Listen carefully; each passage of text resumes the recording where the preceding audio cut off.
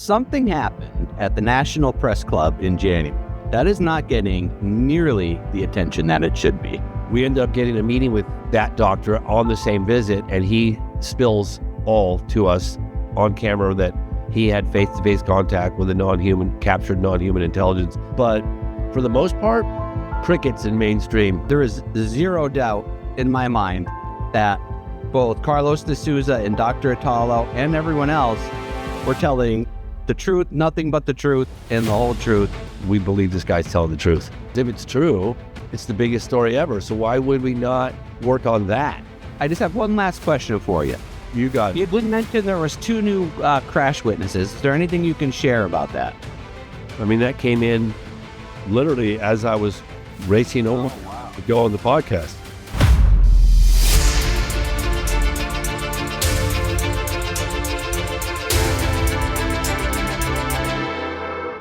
Today I'm joined by filmmaker Extrux, who is an incredible pioneering filmmaker with films such as Out of the Blue, The Phenomena, The Program, Moment of Contact, and the newest, Moment of Contact, New Revelations of Alien Encounters, which I highly suggest that you watch. James, welcome to Beyond Top Secret by UAP Reporting Center. How are you today, sir? Thanks for having me on. Absolutely my pleasure. Thank you for making the time to come on. I have been a huge fan of your work for a lot of years, so this is surreal for me to have you on, and just thank you for making the time. Oh, cool. I appreciate it. It's nice to know there are people out there that are admiring, the work. It's kind of a lonely, it gets a little lonely at times. But no, it is. I appreciate that. I was at the press club event in Washington in January, and I saw just the massive undertaking that must have been to put together. Let me just say, you have to be extraordinary just for being able to pull that off, because it was absolutely incredible. Thank you. It's the mainstream media we're handing them one of the best, in my opinion, cases on a crash retrieval cases involve the American on a silver platter. And we're like, come meet the witnesses, come for free, come film it, come whatever, members of Congress, and I, with all the talk of crash retrieval, age of disclosure, that film got a lot of mainstream attention, and it's great, but there's no specific case. Well, this is the case, in my humble opinion, that will, settle this debate once and for all. And the fact that we put out a free event at the National Press Club, we even hired a gentleman. I don't know if he's okay with me releasing his name, but he did press for the White House. So he had all these contacts. So he was putting out that invitation personally to people that he's been dealing with. And we only got a small handful of mainstream, but the place was packed. I mean, it was great, beautifully attended. We had some influencers that were there. There's more stuff coming out about that. But for the most part, crickets in mainstream. And, but it's okay. I documented the whole thing, and I'll be releasing it in a film, and it will be seen by millions and millions of people. They'll be like, why didn't I know about this? Well, you didn't know about this because mainstream media failed you. That's why. Do you think it's because they're just not interested, or do you think maybe there's some kind of pressure on how far they can go, other than generic sound bites on the news? Well, so I can't say exactly who this was, but there was a mainstream, very mainstream media outlet that was doing a story on our event, plus the closed door meeting that we had with members of Congress, with the witnesses from Brazil, the neurosurgeon, the forensic pathologist, the geography teacher, Carlos D'Souza. And that was about 5 days prior to the National Press Club event. And the story was written, the story was edited, they hired a photographer, it was going to print. It would have been very big news. I mean, really big platform. It went to the Washington Bureau, the night it was going to publication, killed it. And I was Wow. sitting there going, boy, if that doesn't feel like somebody stepped on this for very deliberate reasons, I don't know what is. Like it really felt sabotaged. It really did. And I, I could be just being paranoid, but I don't think so. And there were other things that went down too, but it's okay. I'm used to it. I mean, when I put out the first cut of Moment of Contact, we hadn't had all those congressional hearings, and David Grush hadn't come forward. I don't think people knew how to deal with that. It's getting more traction now, and more acceptance, but this just comes with the territory. I have to say, I probably don't think you're being paranoid because the topic itself is more popular in the mainstream than it's ever been in history. So if that wasn't a good piece for a newspaper or for CNN, whoever the news outlet might have been, it just doesn't make sense to me that that would not have been a natural fit for how popular the UAP subject is right now. So it seems it probably was deliberate to kill the story. You know, Because from an editorial perspective, it yeah, doesn't make sense not to run it. you could report on it, and you don't have to say it. It 100% happened. You can report on it and saying, if this is true, this is the biggest development in the history of the phenomenon because we're dealing with a neurosurgeon who claims to have had face-to-face contact with a captured non-human intelligence. That's kind of a big deal. That's never happened before. Members of Congress asking serious questions, got to meet these people. So, yeah, but that didn't happen either. So, but Right. it's okay. This is very grassroots, and I'm used to it. I've been in the field long enough to know.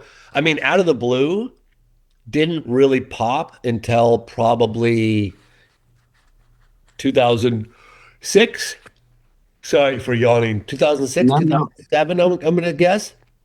And the first version of Out of the Blue came out in 2000 or 2001, 2002, 2001, 2002. Yeah. So 5 years. Five Right. years after it came out, it really exploded. Like really became very, very popular. And and Yeah, and it I know probably what played a I big part in where we are today, to be honest with you. yeah, and I know what I saw is, pretty popular today too. And that was shot. I mean, I released that in what, 2008 maybe? I shot it in 2006, 2007. So anyway, hey, it is what it is. We documented it. Members of Congress, there was a senator from Brazil. There's an investigation being launched into the flight logs. That's because you saw, we filed a FOIA to get the flight logs, and that came back from the CIA 3 years later. We can neither confirm nor deny. Your request is denied based on like some National Security Act that was signed in 1949. Blah blah blah. That should tell you something. I thought it did. I thought Right. it did. Seemed awfully suspicious to me. Right. If there's nothing there, they just say, oh, we don't have any record. Whatever. Yeah, man, I know. Isn't that odd? Right. Did you notice that? I think, of course. Yeah, I know. Not that many people talk about that, but that's okay. And the UFO side, you know better than anybody. Everything kind of runs together. It's like a train of thought can't be followed for more than in 5 minutes by most people in our community. It's just a constant jumble of ideas and it gets messy. You know, I jokingly say we're our own worst enemy because there's so much mudslinging going on within the community. I don't think the intel folks need to do a whole lot to discredit our efforts. Like, my gosh, I often think there's so much infighting, and then you have the skeptics, which is fair enough. I mean, it's perfectly normal to be skeptical, but you have the skeptics complaining and criticizing like the likes of Dave Grush and Al Putoff and Eric Davis and others, instead of trying to figure out a way to create a platform to enable them to give us those classified details to verify their extraordinary claims. That's what we should be focusing our attention on. Doesn't matter if you believe them or you don't believe them, because if it's true, it's the biggest story ever. So why would we not work on that? How about that? You know what I mean? As opposed to just like, you know. Anyway, this is what I'm focused on now because Yeah. that needs to happen. Yeah, I couldn't agree more. If we were all fighting for the same goal, I think, and the same agenda of actual disclosure, that is what we would be doing. But I think the UFO community suffers from social media, just like every other subject of society, where everybody's just trying to get views. Everybody's just trying to make a couple of headlines for their own, instead of us being focused on a Yeah. shared goal. Whether you're a skeptic or you're a believer, the truth is the truth. It doesn't change. So Yeah, and I feel the frustration. I get it. Mainstream media. I mean, I think about, the New York Times or CNN or Fox or whoever, they'll stick their teeth into a president's sexual peccadillos or infidelities, and the amount of traction that gets is unbelievable, right? People are being subpoenaed, people are testifying under oath, like, presidents talking, I think about Clinton. Anyway, why don't they do the same thing for the UFO phenomenon? How about that? That's right, kind the, of the odd biggest because subject in the history of humanity in because cricket. it's not, because if it's true, that's the biggest story ever, and why not chase it down instead of just ridiculing on the sidelines? So yeah, man, it's baffling, and it's baffling, but at the end of the day, you kind of go, well, that's probably intentional. Exactly right. Exactly right. So, kind of to sorry for getting off on that tangent. So for people who aren't 100%, don't spend all of their time in this community like we do, can you set the stage a little bit for what brought us to the National Press Club in January, and just a quick sort of way so people understand what happened?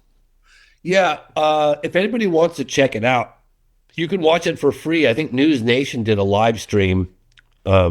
So it's out there. You can just Google, James Fox National Press Club event, and I believe News Nation's got a full. I don't know, it's a couple hours or whatever. I've been chasing down this story about an alleged UFO crash and American involvement that took place in 1996 in Varginha, Brazil, for a long time, and I've been working with a guy, Marco Leal, my counterpart in Brazil. He's like a brother to me. On it the whole time, knocking on doors, chasing witnesses down, following leads. In fact, a huge lead came in 10 minutes ago. New crash witnesses, two of them. And, um, you know, there have been some very significant developments on that case since the film first came out in 2022. I think it encouraged other people to come forward, to want to come forward, because we're taking it seriously. We're reporting on it seriously. Um, so it's an ongoing thing. And then I was in Brazil in, let's see, that would have been January of 2025. I've been there 4 times in the last 12 months. But in January of 2025, I was interviewing a couple of forensic pathologists about the autopsy of the deceased military officer, Marco Cheriz, who allegedly grabbed the creature with his bare hands and then died.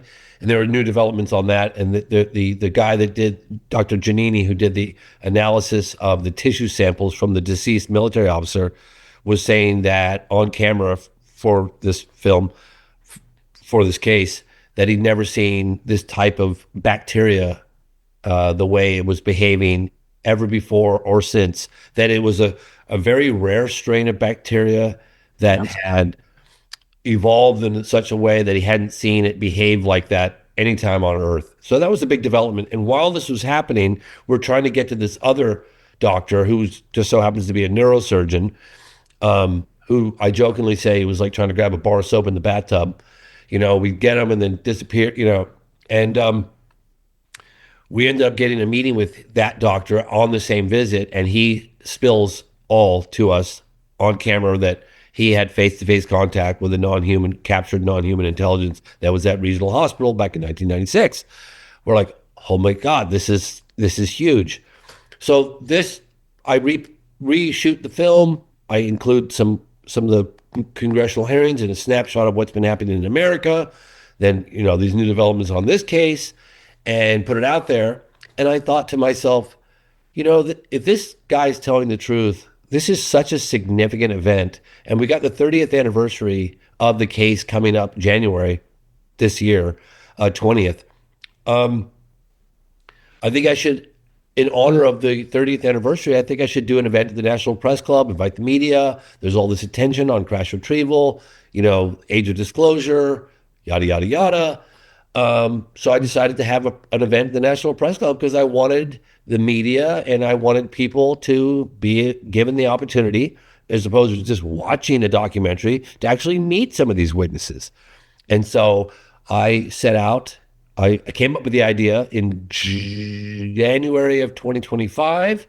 And it took I started actually putting it together with production partner Arlene and Marco and a handful of others, probably 9 months, probably took about 9 months. And there were going to be a lot more Brazilians there, but unfortunately their visas were declined. So I ultimately just got, I got the main guy, the neurosurgeon, and I got the forensic pathologist, and I got the geography teacher, Carlos de Souza, who saw the crash. And then we had taped, like we went back to Brazil a number of times, and we actually worked with the local mayor, and he gave us a nice environment with the podium and the flags, and so we gave statements and we presented those at the National Press Club. But I did the event because I wanted to provide an opportunity for people to meet this witness, introduce the case. It's one thing watching something in a film, it's another thing, meeting them and looking them in the eyes and shaking their hands and meeting their wives, and so that's why I did it. And Yeah, and also for the 30th anniversary, I wanted to really, do something to acknowledge the anniversary. yeah, and it was a great event. And I can say, going in, to be honest with you, I wasn't sure what to make of the Virginia case. It was super interesting. Yeah, But the claims are but once you actually, so I was there, I met the witnesses, I cool. saw them speak, and when I left there is zero doubt in my mind that both Carlos de Souza and Dr. Italo and everyone else were telling the truth, nothing but the truth, and the whole truth. It was obvious just by listening to them and watching them, and I could say every single person I spoke to that was there felt the exact same way. Yeah, it's unfortunate because I was in Texas and I reached out to Joe Rogan because I wanted Joe to meet the neurosurgeon, but he unfortunately, and I was there for like 2 days, probably 48 hours in Austin, Texas. And I reached out to Joe. I was like, hey, if you want to come meet us for coffee or shake this guy's hand, ask him any tough questions, come meet him. And unfortunately, Joe didn't respond. But I know that this case has been close to his heart. But for whatever reason, he didn't come meet the guy. Because I think it's like I said, it's one thing to watch someone on, even in the documentary, it's incredible. We tear up at the end. He's crying, I'm crying. Like, it's pretty emotional because I could feel his pain. I could feel the sense of relief after holding something in for 20. He didn't even tell his wife. Can you imagine not telling your wife? You What had, a secret to hold for that long. you know, I and mean, it's funny. It's not a first. I remember when I did the phenomenon, and I was covering the Rua Zimbabwe landing case, and close encounter of the third kind. yep. And one of the witnesses, Emma, flew in from Australia, and I remember her saying something like, "Yeah, I had to explain to my husband the incident." And I said, "You, what do you mean you had to explain to? You mean you were telling your husband why you were coming to America?" She goes, "No, well, yes, I was doing that, but I was telling my husband about the incident." Your husband didn't, you have kids with a guy and you didn't tell him that you had face to face? She goes, "No, I never told him." You didn't tell your, I couldn't believe that. And I Yeah, said, why? And she goes, I just tired of having to defend it. And I don't want I don't want to talk about it. And so she didn't tell her husband. And you get that often. I could see that It's actually. hard to imagine a witness not like, um, I did a deep dive into Socorro. Now, Socorro is probably one of the best, the 1964 Socorro UFO landing incident, close encounter of the third kind. That's probably one of the best, most well documented close encounters of the third kind in U.S. history, right? For sure. Lonnie, I interviewed his wife, Mary, who was the only one to get her on camera. I interviewed the daughter, Diane, and Michael, and his coworkers. That never released the coworker interview, but I will. And she's like, my husband never told me about it. She's like, yeah, it happened, but that was it. No details. And she's like, I don't know what he saw, but he was never the same after that. Like he made eye contact with that being, with one of the beings. There were two standing outside of the egg-shaped craft. And he made eye contact with one of them when he yelled out to them. And she's like, I don't know like what he saw, but he was never the same. And so it, it's inconceivable as someone from the outside to think like how a witness or how someone can experience such an extraordinary event and not tell their partner, their wife, their husband, or. But that happens. It happens a lot more than people would imagine. Well, you got to think, I guess, about that. Like, it has to actually come up close to a non-human intelligence. It has to be like a soul-shattering experience, and to relate that to another person, you have to tell the story. Do I want to go through all those feelings again? Is he or she going to think I'm crazy? Or there's probably a whole lot of feelings that go into that, so they just bottle it up and take it to the grave, basically. You know, Or to James Fox. do you know Jay Stratton, who appears in Age of Disclosure? He says in the film, I had face to face contact, right? With a non human intelligence. Well, I probed him on that at dinner one night. And, he's like, well, I've said pretty much, all I want to say. But his wife, interestingly, said to me, oh, it was almost like a hypothetical. She's like, I said that I was having difficulty every time I came back from Brazil talking about what I was uncovering and what I was doing in Brazil. I would go to an event, maybe a soccer event with my son, and the other parents, would find out, oh, I heard you're in Brazil, what are you doing? And I wouldn't talk about it with anybody because they're not going to believe me for starters. They're going to look at me like I'm nuts. Right. And so I wouldn't talk about it. I mean, people now that the films come out, it's a little different, but not that much different. Um, but she said to me, and she was talking about Jay Stratton, but she was talking about in a hypothetical. She's like, imagine having face to face contact with a non human intelligence, and then trying to process that. Because I was saying that I was having a hard time processing. Every time I go to Brazil, I'm like, oh my God, these live aliens, the UFO crash, like it really happened. Like I was trying to process it. It's like, it's a big deal. For sure. I mean, one thing that everyone can agree on, if it's true, it's the biggest story, right? So she, by comparison, was like, well, imagine James at dinner with Jay right there. Imagine having face to face contact with a living, alive, non human intelligence, looking him right in the eyes or it or whatever, and then Uh, trying to process that. And obviously, she had to be talking about her husband. I mean, it must have been. for He sure. didn't say Jay, but Jay said on camera that he did have. So, boy, would I like to get the specifics on that one. I Yeah. don't understand like why he went out, why he said that, and he's not willing to go into any more detail. That's just weird. Do not give me more detail on that. Are you Right. deliberately holding it off for a book that you're going to sell, or what's going on? Exactly. You took the words out of my mouth. That's what there's got to be a book coming out. Yeah.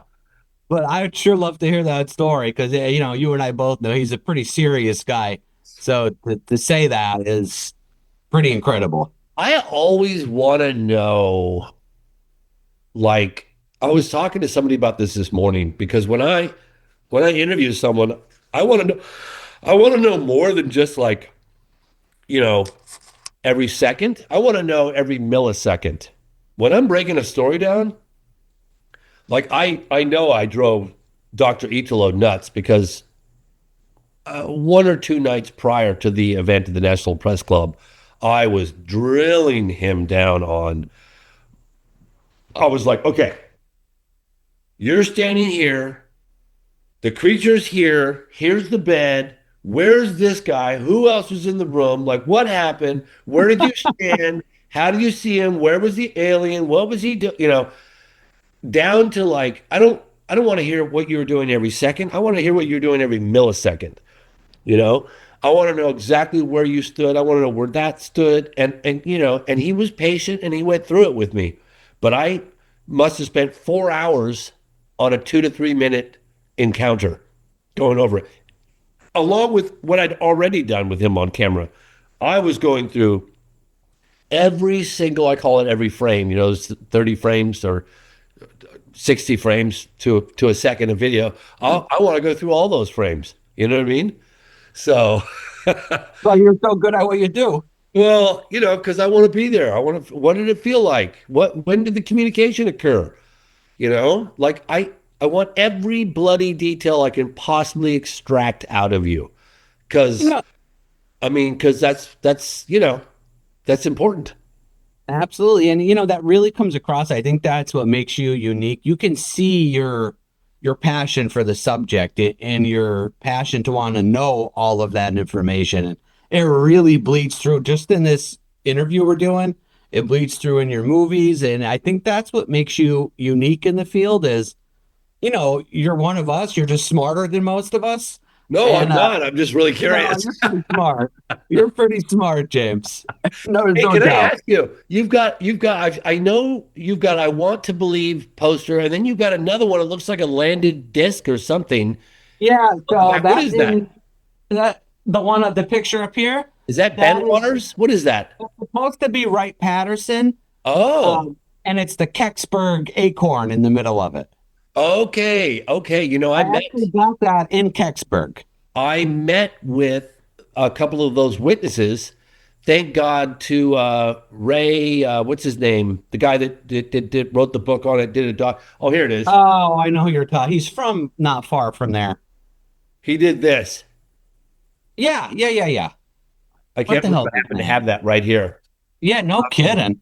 I'm so sorry, and I'm not going to stop until I get it. Yeah, I can't think of his What name either.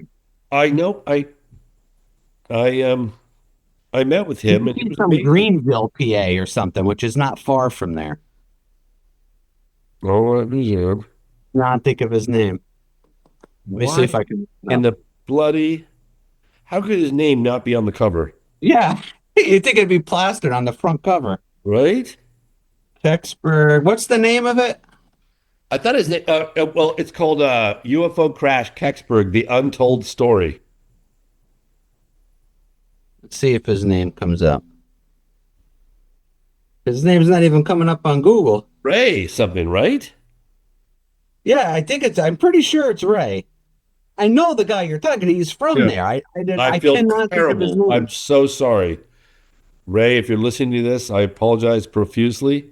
Anyway, we'll figure it out. You guys can go. Yeah, we'll get it. I'll put it in the notes. So that's what that other poster is. Boy, I tell you, don't you want to know? Like, I did a when I was making I Know What I Saw.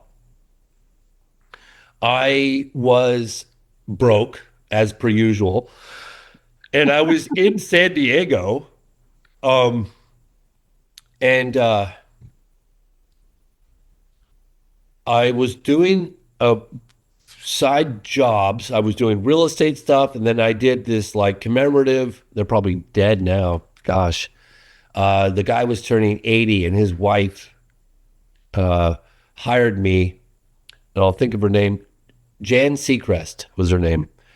And she hired me to do a surprise video of her husband who was turning 80. I was 39 and now I'm 57. So that was what, 18 years ago? Yeah. So yeah, he'd be 98 now. I don't even know if he's alive. But anyway, they were paying me well, $100 an hour. And I was editing this thing. And she goes, James, like, what do you do when you're not editing videos for me? And I was like, oh boy, here we go. I told her. And I was expecting the typical, like, really? But she goes, oh my gosh, let me tell you, back when I was in college, the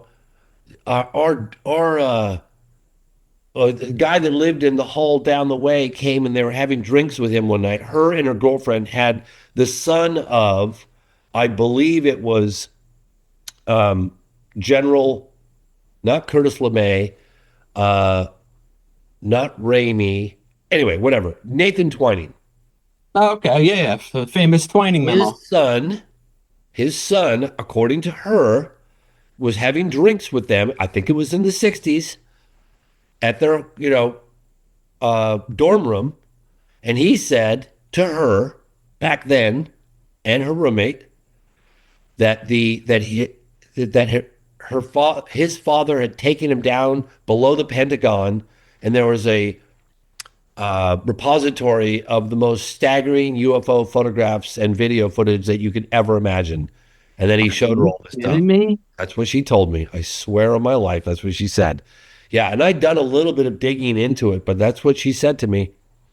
Yep. Wow. And she's like, yeah, and she's like, we were having drinks with him. Why would he lie? Like, but that's what he said. Zero purpose to lie. It makes no sense to lie. But you keep hearing little things like, yeah, yep.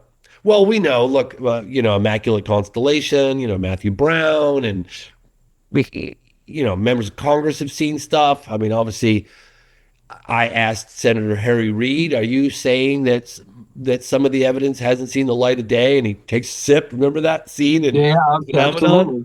He takes a sip of water, and I think he just said, the hell with it. And he goes, I'm telling you that most of the evidence hasn't seen the light of day. Whoa, that was an atomic bomb he dropped. That was a big deal. No doubt about it. Someday something besides an airport should be, whether you're Republican or Democrat, doesn't matter. Yeah.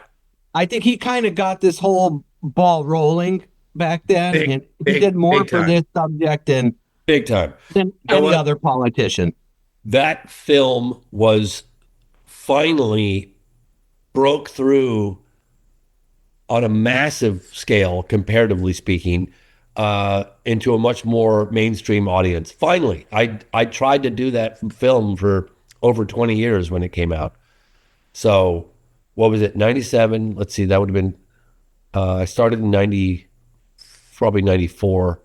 Probably 1994 is when I started really doing a document, my first film.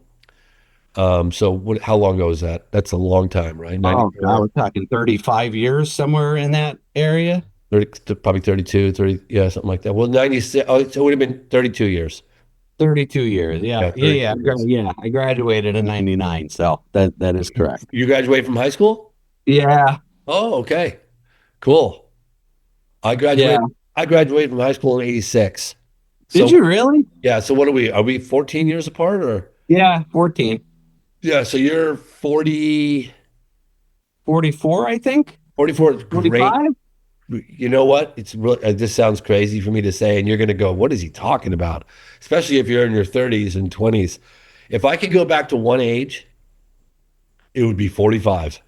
If you could go back to one age and stay that age for life, it would be 45 for me. Really? Why? How come? Because you're still youthful enough where you can do all the things. And I'm really fortunate at my age. I'm still doing a lot. I mean, I hike and I bike and I whatever. But 45 is a nice, because you're getting taken a little more seriously. You've been beat up. You've been around the block a few times.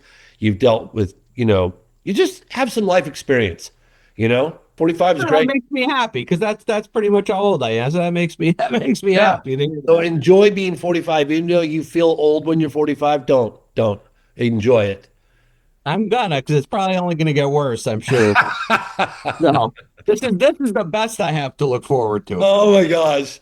Well, one of the reasons why I'm so sorry, I feel terrible, but I asked for this podcast to be put earlier, and then of course I forgot like an idiot because I go to a workout class. What do you do? Like I what? go I go do weights and I do yeah, I it's a hit class That's and it's great. I And here I hate am it. wasting your time talking about age. I hate it when I'm there. I love the way it makes me feel afterwards. We stretch. I won't do it on my own. And I never thought I would be the guy that would go and do that kind of stuff. Never. But as I got older, and I edit right there in that chair, and I'm a wreck at the end of every movie I ever make. I mean, I was really bad at the end of the phenomenon. I was bad at the end of the program. I was bad at the end of Moment of Contact. I was bad at the end of Moment of Contact, New Revelations. Like I pushed myself, and I realized I'm getting older. I have to do. I need to do work out. I need to move my body. So I go to these Yep. classes and I do it 3 days a week, and it really That's great. You don't recover like you used to. I don't recover So like I used to, but it enables me to continue. I'm going to stretch out what years I've got left and be able to continue doing. Like I was hiking up a mountain, going to overlook Area 51.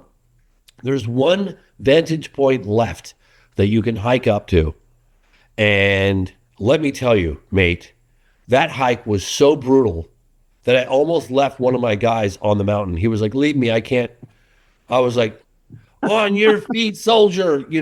I had to lock arms with him. I'm not exaggerating. He was like, "Leave me here, I'm done."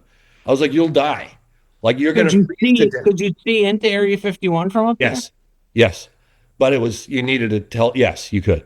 But I he was like, "Leave me." I was like, "Dave." And he's like, I don't know, 15, 16 years older than I am. And he's like, "Leave me here." I was like, "Dude, you're gonna die." "No, I'm not leaving you here." And I locked arms with him and I dragged his ass out of there. I'm not making this up. But I was thinking to myself, thank God I take, relatively decent care and I could do that. You You know, both would have well, still been up there. yeah, he was like, "Just leave me." It was like a scene out of a movie. I was like, "Dude, I'm not leaving you. I'm not leaving you up here." I was like, "On your feet, Abandon me. soldier, on your feet." I locked arms with him and I dragged his ass out of there. I'm not exaggerating. I swear I did. Yeah. He'll tell Well, you, good you thing saved you're my taking life. those classes. So when you brought the witnesses into Yes. Representative Burchett's office, was Yes. there anything said in there? I just saw a short clip of it. Yeah. Could you reveal anything that was said in there that has not made it public yet? They, particularly Burleson and Luna, they were very interested in the neurosurgeon. They asked very specific questions of communication, what the creature looked like.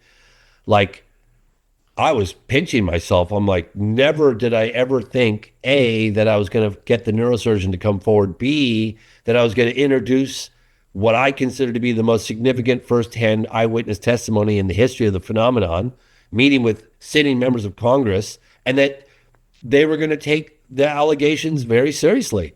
And that was extraordinary to watch. I mean, that meeting went on for over an hour, and they were asking everybody very like poignant, like focused. Burleson and Luna in particular were very, very. They were leaning into it, you know, talking with him, shook his hand, and I think they walked away. In fact, I know they did. They walked away going, "Wow, that's that. We believe this guy's telling the truth." I mean, That's great. That's great. yeah, that came across in the meeting that you know we haven't really talked about. I wasn't allowed to film the whole thing because there was a big news outlet that was there covering it, and they're the ones that stepped. The story got written. It was all approved, edited, photos done. It was going out, and then it got stepped on, and they stepped on it at the 11th hour too late for us to pivot to somebody else. Like they killed, they Oh man. devastated. I was so upset. I was Tell me so, that wasn't on purpose.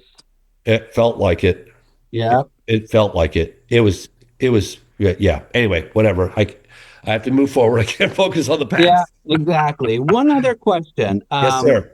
I just want to know, is there anything to clear up? So Dr. Tala went on American Alchemy with Jesse Michaels. I Yes. know there was some controversy there. I just wanted to give you a chance. Is there anything to clear up there, or as far as the story goes, anything like that? So, I never watched that, but I Okay. should. I was there. I was actually upstairs talking with Hal Puthoff. And when that interview went on, I just figured have at it. But I've heard people like, oh, well, because it's weird because when you, like, I put myself in his shoes and I'm going, you didn't bring up to the guy that shot the video, like, you didn't talk more often about like XYZ? No, we just didn't really talk. I'm like, how could you not? Oh, he showed the video to a bunch of people. Like, well, what about? So it was weird. Like, it was like, how could you not talk about that stuff? Um, but the biggest issue I think people have had with Dr. Italo is the fact that he's went on video with us. The first time we found him over we reached out to him because we heard that he'd seen one of the videos of the creature. And we were after that, and he confessed to my amazement. I think it was like 2 years ago. He confessed over a Zoom call. My buddy Marco was in his office, and that he'd seen the video. He gave us the name of the guy that shot the video. He had just died of a heart attack, Marcos Phoenicis. So we were, but when he was pressed further, and I wasn't there after that, but he did say to me on the Zoom call, "Yeah, I saw the video. This is the guy that shot it. It's real. I saw it." And then when Marco pressed him further, he denied any further involvement. But then he had a heart attack. But that was us that filmed him. So people are like, oh, he's changing his story. Yeah, that happens. But he is willing to take a public lie detector test. He's not selling his story. He's not asking for a dime. He's not pawning anything off. He's still the lead Exactly. neurosurgeon. So if he is lying, he'd be lying to his wife. I met all the fellow doctors. I think you have the clip. He'd be lying to his wife, his coworkers, his colleagues, his staff in the hospital, his kids. Like, for what? It's like, I why? could not agree more. I don't see a motive, I don't see a motive. And it's just like, and not only that, but we have the forensic pathologist. We now have the chief of police, Pedro Aguiar, talks about, so it's not, you'd have to discount the case, you'd have to discount so many more people than just Dr. Italo. And Dr. Italo is like, if he was going to lie, why wouldn't he say it was brown and stinky like the girls? He said it Right. wasn't stinky. He didn't remember it being stinky. And it was more white, but it had the teardrop shaped eyes. He said lilac, not red. That's different. He didn't remember it smelling. I was scratching my head going, well, when it looked out the window, what did it see? And he was like, blue sky and clouds. I was like, with the second capture with Marco Shreves, that was at night. That was at 5:30. Probably dusk. And by the Right. time they got to the hospital, maybe it was 6 or something in the evening. So he's saying that it was daylight. So was that a different creature? That was in the morning of January 20th. He's pretty positive it was January 20th. Well, there was another capture that the chief of police, Pedro Aguiar, witnessed, and that happened in the morning. So maybe that's the one he saw. Or Wow. Okay. maybe the creatures have an ability to, maybe they're like chameleons. Maybe when it was suffering in the hot sun, maybe its skin turned brown, or maybe when it's feeling threatened or Right. Who vulnerable, knows? maybe it Right. excretes some kind of putrid smell for protection, like a skunk. I don't know. I don't know. Right. Who I don't knows? know. When But I I can was tell you, watching that, I thought too, yeah. this is 30 years ago. To hold the Well, guy accountable yeah, for but every second of, I thought it yeah, was a but little kind of unreasonable. but no, but that's okay. That's okay. I mean, there are questions that I have too, and I've drilled him. I asked him in front of all the doctors, how long have you known Dr. Italo? I knocked around. I was knocking on doors to every doctor every older doctor in the entire state. Sorry, in the city of Varginha. Okay. I was trying to find out his credibility, like his character, and everyone is like, he's a stand-up guy. Why? What would motivate him? I mean, he had a heart attack. I just have one last question for you. You got it. You did mention there was 2 new crash witnesses. Is there anything you can share about that? Well, I just found out. I mean, that came in literally as I was racing over here to go on the podcast. I met a woman who works at the cemetery who said she saw the craft crashing with fire, hitting the ground, and then taking off again. Her sister was also there, and they're both traumatized. Her mother saw it, and they're both still alive. They live near the farm where in Rico and Oralina. They're in the movie. They're the ones that saw the cylindrical shaped object with the gash in the back and smoke coming out the back. It felt it was one of the most important testimonies since the 3 of them witnessed the crash and were there when the UFO hit the ground and took off again. I felt a lot of sincerity. So 2 more witnesses, the mother and the daughter that saw that. So my point is, and I met a nurse when I was in Virginia in January. Just a couple, I don't know, what is it? January 23rd, 24th? So what was that, like 2 months ago? 2 months, right. Itelo's telling the truth. Dr. Itelo's telling the truth. I said, how do you know? And I was there with a bunch of people that witnessed this. And she said, because I was there. So I was like, all right, what did you see? Whoa. And she described the scene just like Dr. Itelo described, with the curtains, the makeshift this, ICU, all that stuff. I was like, wow, will you come forward? No, I've got too much to lose. Not yet. So, and then I contacted another doctor, and the doctor confirmed that he had seen the video, and that was as far as he wanted to go on it. So, you know, and it's been 30 years, and people are getting older, and people are retiring. So I'm anticipating a lot more people coming forward. And obviously our prized possession would be the video, and there's nothing that I'm not doing to get my hands on that. You know where it is and who has it? Well, theoretically, yeah. Yeah, right. Unfortunately, I mean, a lot of the people that had it are dead. I don't want to go into too much detail because, you know, but I have probably 5 leads. 2 of them are dead and 3 are still alive. But it's tough. It's not easy. It's not an easy get. I mean, honestly, at this point, I think the safest thing for them to do would be for them to just upload it on YouTube and put it out in the world, because trying to deal with me, they're watching me. They're, you know, as soon as they reach out to me, they're going to be on their radar, right? And that's potentially a problem. So it's a tough one. And I don't care how it comes out. I just want it out. Providence would be great. I mean, if a doctor shot it, and I believe doctors did shoot it, it would be great. I shot this video, then that would give it a lot of, you know, having the Providence would give it a lot of credibility. Yep, for sure. Well, James, thank you so much for coming. Thank you for having me on. Yeah, it's been an absolute honor to have you. You're always free to come back. If you ever have a message you want to get out, let me know. I'd be happy to have you on anytime, and hope you have a great workout today. Oh, thank you. Thank you, sir. Take care.